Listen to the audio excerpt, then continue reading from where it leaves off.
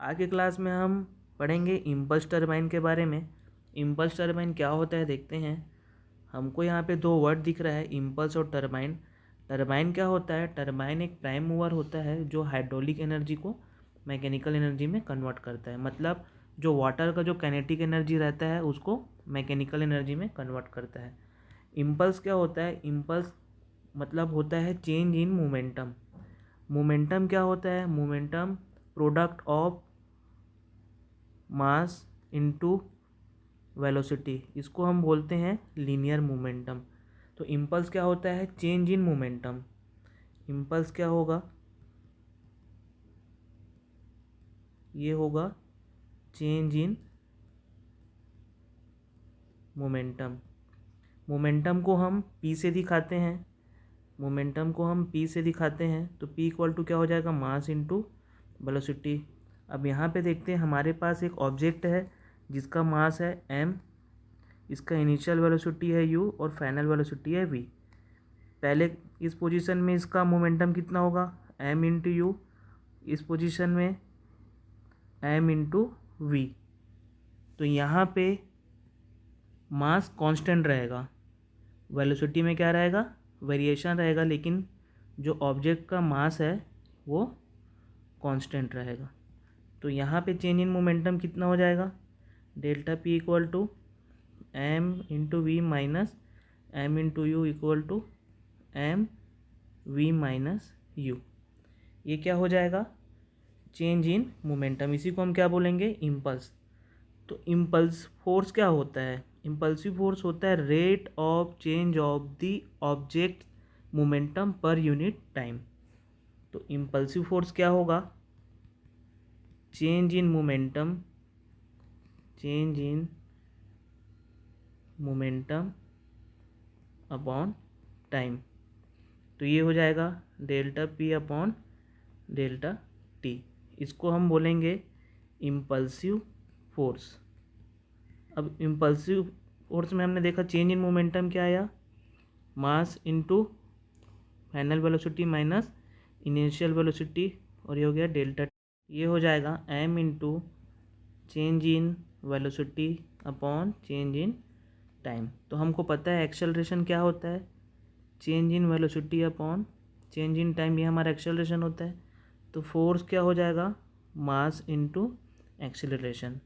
ये क्या होता है? इसको हम क्या बोलते हैं? इसको हम बोलते हैं Newton second law of motion. इसी को हम क्या बोलते हैं? Newton second law of motion.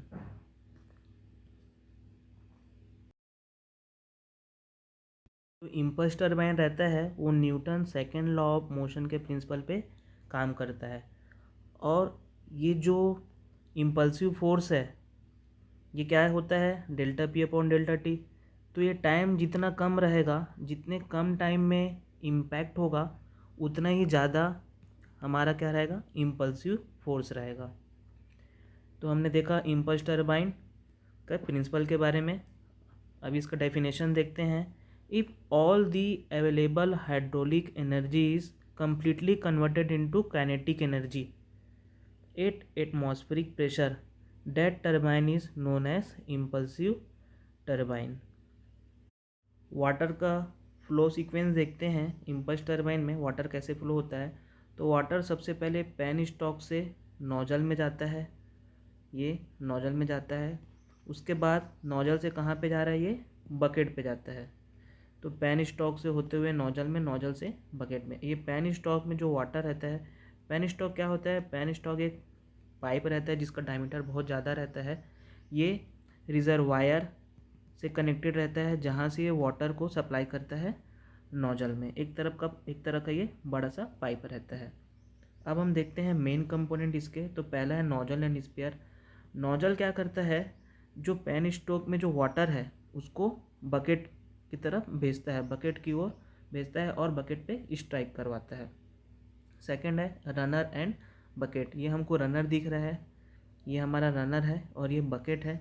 जैसे ही वाटर बकेट पे स्ट्राइक करता है, बकेट पे इम्पल्सिव फोर्स लगता है और ये इसमें मोमेंटम जनरेट होता है और ये मूवमेंट करना स्टार्ट करता है।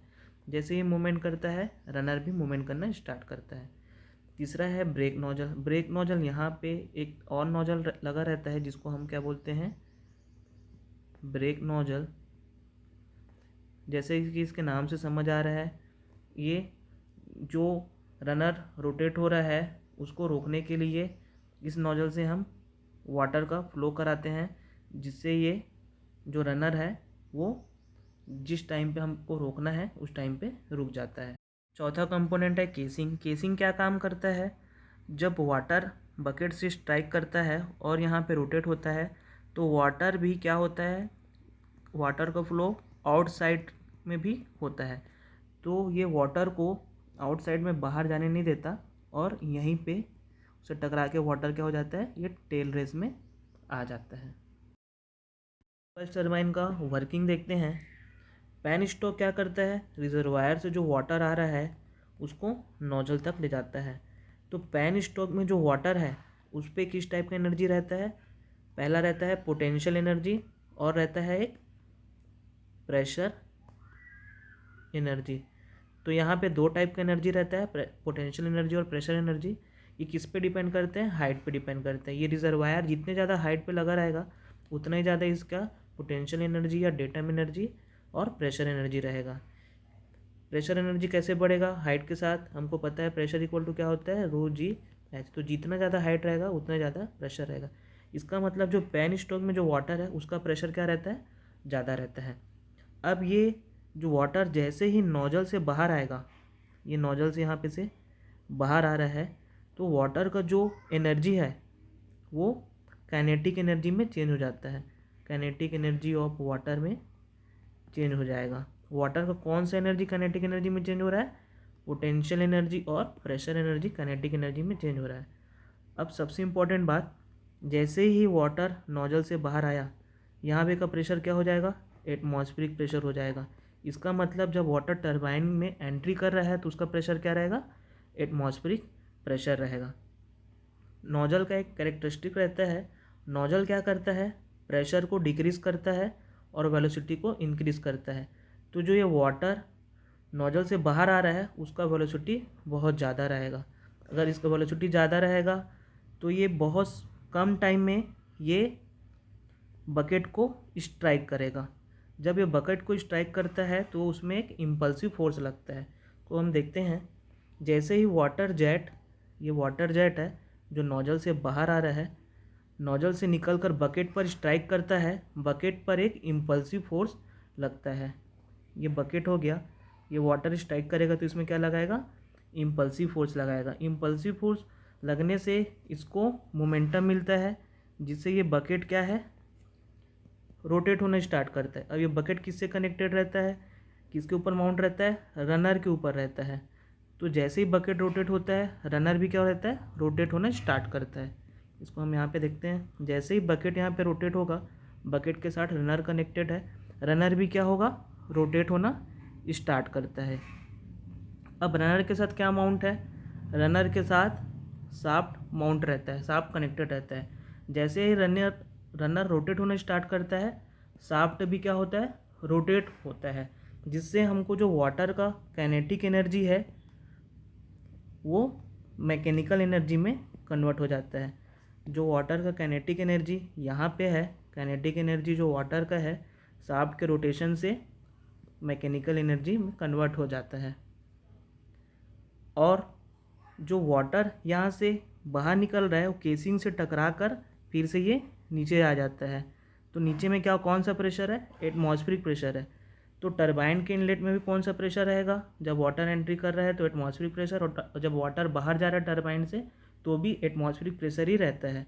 इसलिए ये इम्पल्स टरबाइन एटमॉस्फेरिक प्रेशर पे काम करता है। अब हमने देखा, जैसे ही शाफ्ट रोटेट होगा हमको क्या मिल रहा है, मैकेनिकल एनर्जी मिलता है।